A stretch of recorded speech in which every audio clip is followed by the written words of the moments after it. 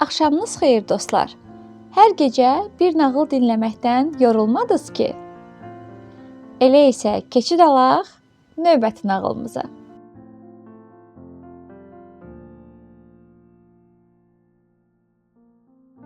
Bu axşam sizə Çex nağılı olan Maralla Tülkünün söhbətini danışacağam.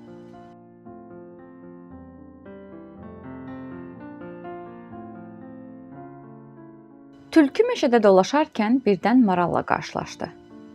Qarşısındakı kolluqların arasında qəhvəyi rəngli canlının tərpəndiyini görən maral qaçmağa hazırlaşarkən son anda bunun tülkü olduğunu anladı və qaçmadı. Amma əvvəlcə bir ov iti ilə qarşılaşdığını düşündüyündən ürəyi həyəcanla çırpınırdı.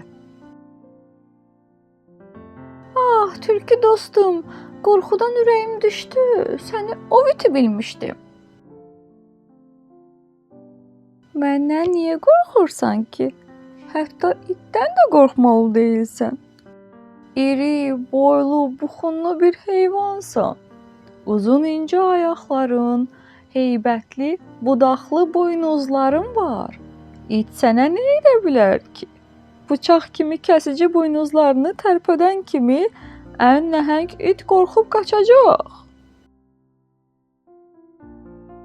"Yəni itlə savaşım?" Maral heyrətlə soruşdu. "Əlbəttə savaşmalısan. Bəs sən nə düşünürsən? Hətta sən təkcə itlə deyil, ovçulara da müqavimət göstərməlisən. Ovçuya bir buynuz vurdun ha, əlində nə tüfəng qalar, nə də güllə. Elə qaçacaq ki, heç özü də inanmayacaq."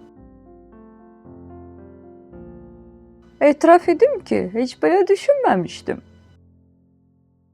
Maral təəccübləndi.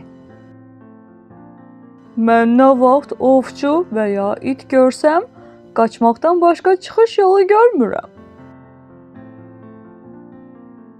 "Çünki axmaqsan. Təbiətin sənə hədiyyə etdiyi imkanlardan niyə istifadə etmirsən? Kaş mənim də belə buynuzlarım olardı. Nələr etməzdim." "Dostum, ağlıma bir şey gəldi. Sən çox ağıllısan, mən isə çox güclüyəm. Niyə bu iki xüsusiyyətimizi birləşdirib bizi ovlamağa çalışan ovçuların və itlərin canını almırıq?"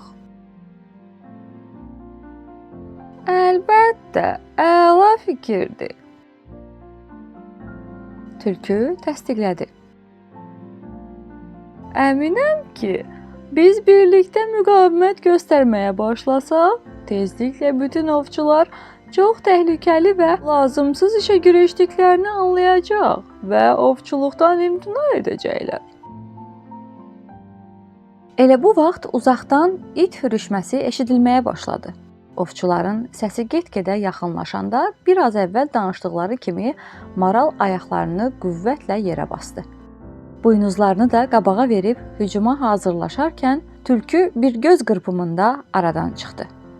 Tülkünün yox olduğunu görən maral çox gözləmədi. Dil pəhləvanlığında heç kəsə aman verməyən, amma əmələ çatanda dünyanın ən qorxaq heyvanına çevrilən tülkünün sözlərinə inandığı üçün özünü bağışlamayan maral meşənin dərinliklərinə qaçdı.